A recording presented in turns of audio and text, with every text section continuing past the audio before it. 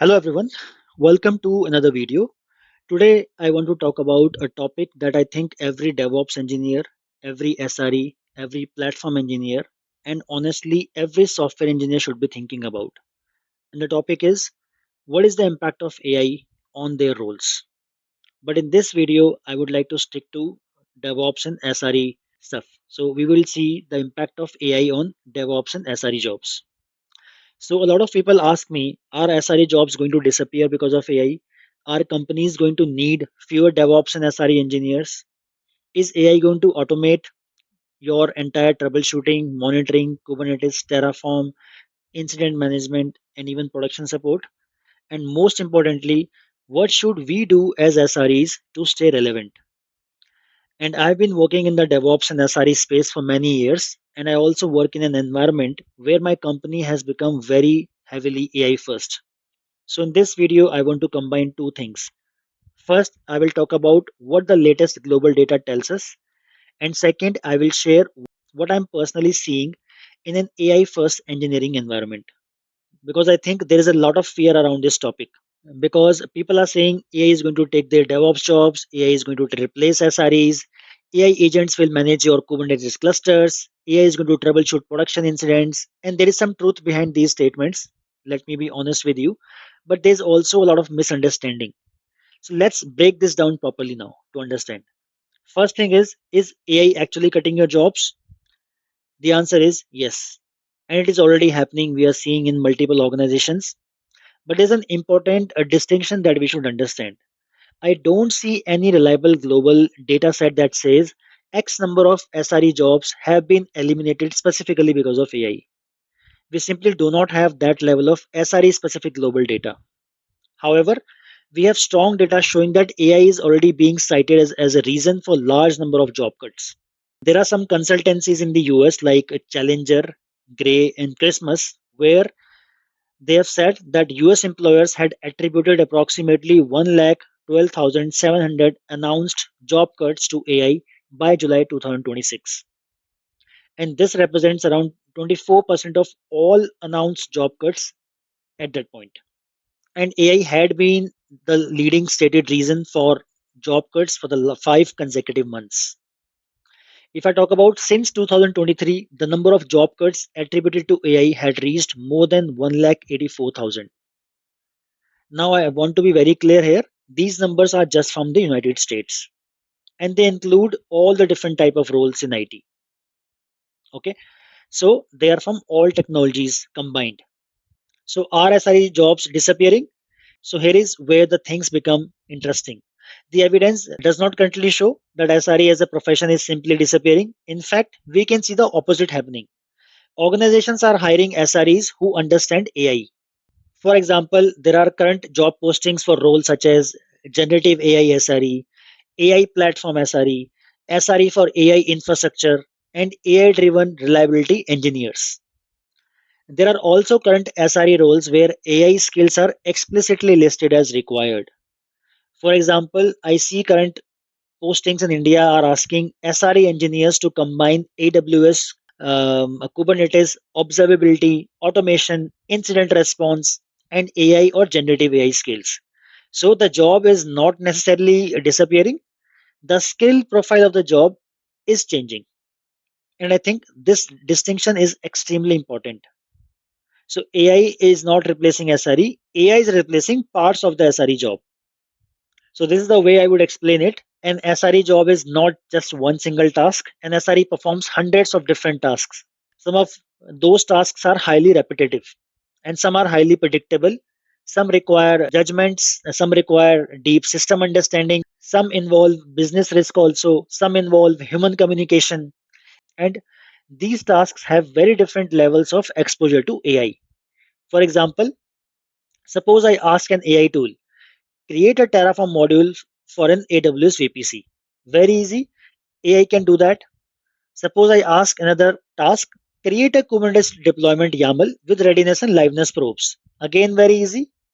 Suppose I ask, write a bash or Python script to restart a failed service. Again, we know AI can help here. Now, one more question. Create Prometheus alert rules. AI can generate these also. Okay. So a lot of these traditional SRE work is becoming much faster because of AI, because we can get the AI to generate the code and the solution for us. Because if AI can perform many individual tasks, but there's one question that we all need to answer, and which is the complexity of production system is also increasing. AI is helping engineers to create this software much faster. But faster software creation does not automatically mean simpler production systems. In fact, it can create the opposite problem.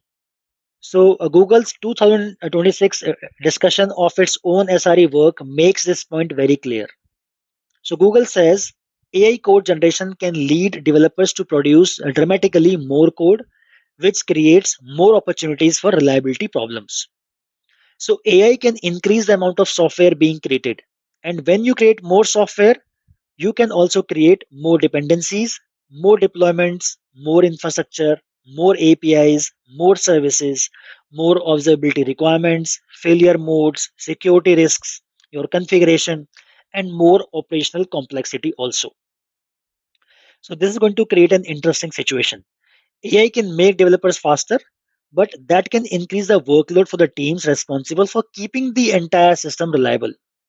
So, Google has explicitly described this as an opportunity for SREs and has been developing agentic AI systems to help with production operations. So, the future is not necessarily a developer plus AI equals no SRE. It can instead become developer plus AI is going to create more software, and SRE plus AI is going to keep the software reliable. Let me give you stuff from my personal experience. Okay, so the company where I am working right now, as I mentioned, it has become an AI first company. And when I say AI first, don't mean that we have access to one AI chatbot. We have access to multiple advanced AI tools. We have access to tools such as Codex, Claude, Windsurf, Amazon Kiro, and other AI assisting engineering tools. The idea is simple. We are encouraged to use AI as part of our normal engineering workflow. And this has changed the way I work. For example, instead of manually creating every Terraform resource from scratch, I can describe what I need and I have AI generate that initial implementation for me. So instead of spending a long time writing a shell script, I can explain the requirement and get a first version very quickly. Instead of manually going through hundreds of thousands of lines of logs, I can give the AI the relevant context and ask it to identify patterns for me. Okay, one more example. Instead of manually writing all the documentation, I can use AI to generate the first version and then review it. Instead, spending a large amount of time investing a configuration issue, I can ask AI to inspect the configuration, compare the alternatives, and explain potential problems also. This does not mean I blindly trust the output. So this is extremely important here. AI gives me a starting point. I still need to validate the result that are being generated by these different AI tools. So one more thing I want to talk about is we also build AI skills for specific SRE tasks. Another very interesting thing happening in my organization is that we are not just using agentic AI chat. We have also built reusable AI skills for specific engineering workflows. For example, we have skills designed for troubleshooting production issues. We have skills designed to optimize our Grafana dashboards and alerts. So instead of starting every conversation from zero and explaining the entire context every time, we can create specialized workflow around particular engineering problems. So this is a very important evolution, because I think the future is not simply ask a chat GPT a question. The future is give AI the right context, the right tools, the right permissions, and the right workflow. For example, imagine an SRE AI skill that knows your Kubernetes architecture, your AWS architecture, your Prometheus metrics, your dashboards in Grafana, your entire logging system, your deployment process, your runbooks, your incident history, your known failure patterns, your service dependencies, all your operational policies.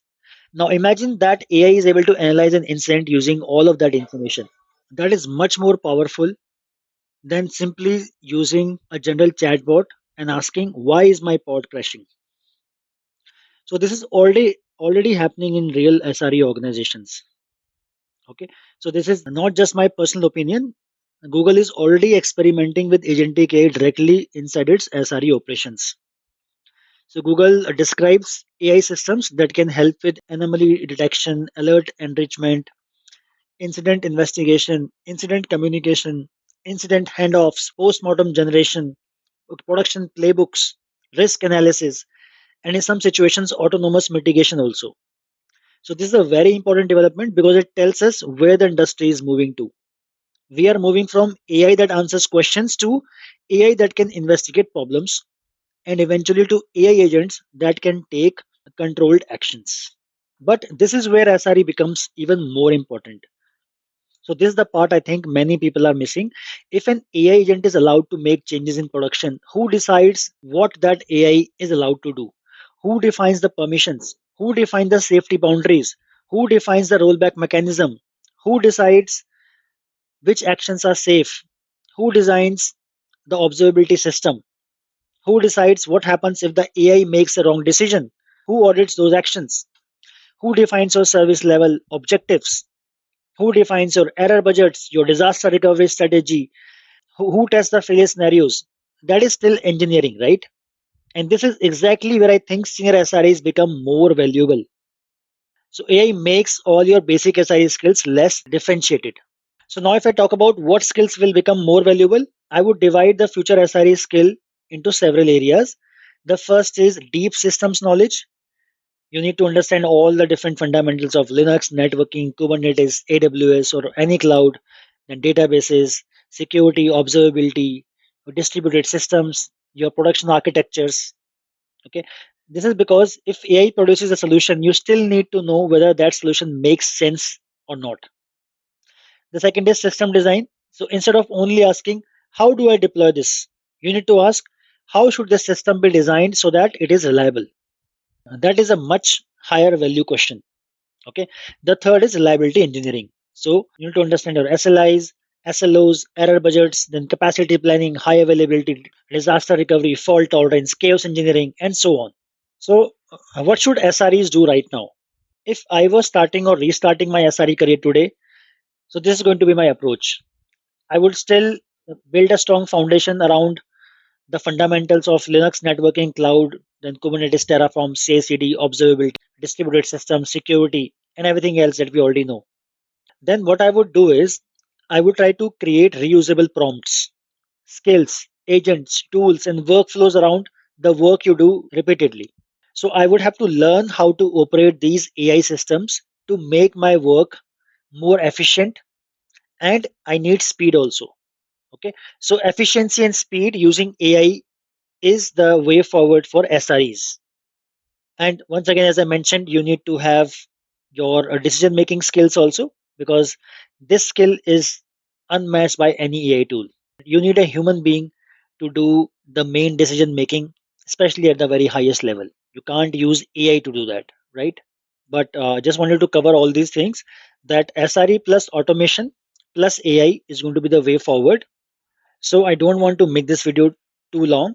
So as SREs, if I have to summarize, we should learn to use AI as part of our daily engineering work instead of competing with it. So focus less on repetitive manual tasks and more on system design, reliability, architecture, automation, security, and troubleshooting. And build strong fundamentals in all the core SRE skills that you already know, and try to make it AI driven. Okay. And as I mentioned, like most importantly, keep learning and adapt continuously, because AI will change the tools, but strong engineering judgment will always remain valuable. All right, that's all I want to cover.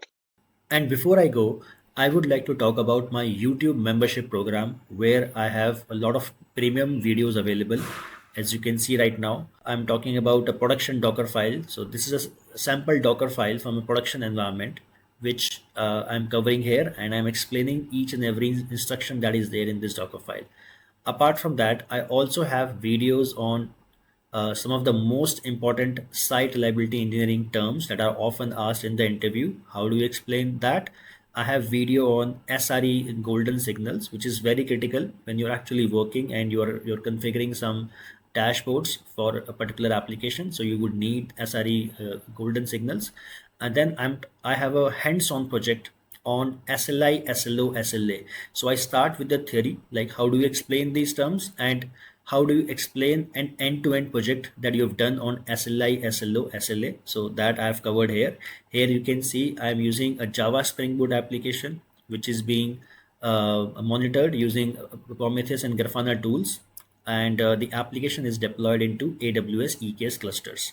Apart from that, I also have video on distributed tracing with Grafana Tempo, and I also have one video on how do you use open telemetry for metrics collection for a Java Spring Boot application in Prometheus and Grafana. So it's again, all these videos are hands-on, which means that I'm going to share the document, the end-to-end document that I'm following here, and how do you configure all these things in real. So all that I'm trying to cover here.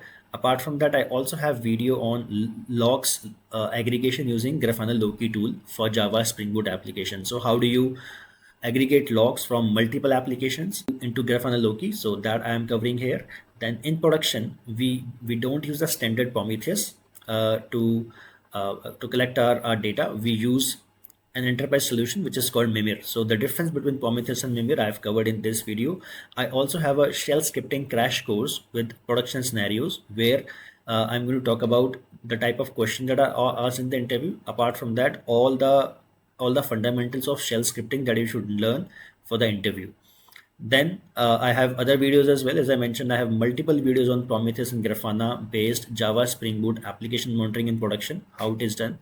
So these are the videos. Apart from that, I also have Terraform, I have Kubernetes, and I have AWS, Linux, and you can see some of the videos in my YouTube membership program are actually recordings from my real live batches that I've run for SI trainings. A lot of people have got the job as well. So I have these recordings as it is, and in each of these videos, I'm talking about how it's going to look like when you're actually working in real as an SRE. So I'm talking about all that. Yeah. So these are the things that I have on my channel. So you can take a look at it. If you find it useful, you can go for the membership as well. It's going to immensely help you in your interviews. All right, so that's all I wanted to cover in this video. I hope this video was useful to you. If it was, please hit the like button. Please share this with others. Please do subscribe to my channel and keep watching my channel. All right, guys, that's all for this one, and I'm going to see you in the next one. Bye for now.